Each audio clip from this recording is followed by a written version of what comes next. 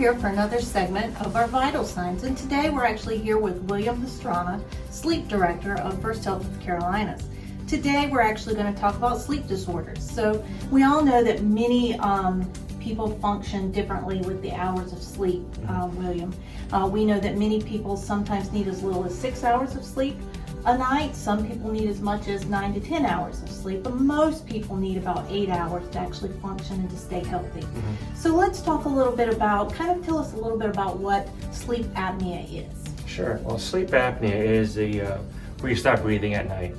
It's moments where you stop breathing, which causes arousals, awakenings, lack of deep sleep throughout the night. So during the day you feel unrefreshed. Sometimes you wake up with headaches. You don't feel as energized as you normally would. So what causes sleep apnea with it? Sure, anything from weight gain that can cause sleep apnea, where it causes your airway passage to close off at night.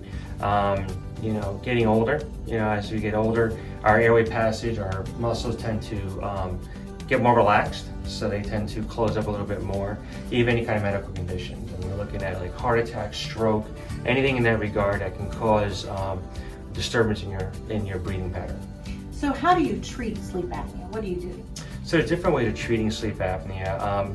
The most effective way is using CPAP, a mask you put on your face, which helps push air through to open up the airway passage. Other ways is surgery. They do surgery to remove the uvula, shape out your palate, even remove tonsils and adenoids. That might help out with the sleep apnea, the snoring. There's also oral appliances too, where you put a mouth guard in your mouth, kind of push your jaw out a little bit, and helps you breathe a little bit more, opening your airway passage. And one of the newer ones that we do actually is Inspire. Pioneer Surgical does Inspire now treatment, which is the device they put in.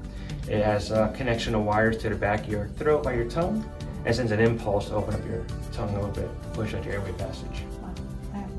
Tell us a little bit about it. If it goes untreated, what happens? What kind of medical conditions could come from that? Sure, untreated, we look at heart attack, stroke, even for driving as well. If you want to sleep while you're driving, again, migraines, anything in that regard that can cause issues during the day, or even long-term medical conditions. Right.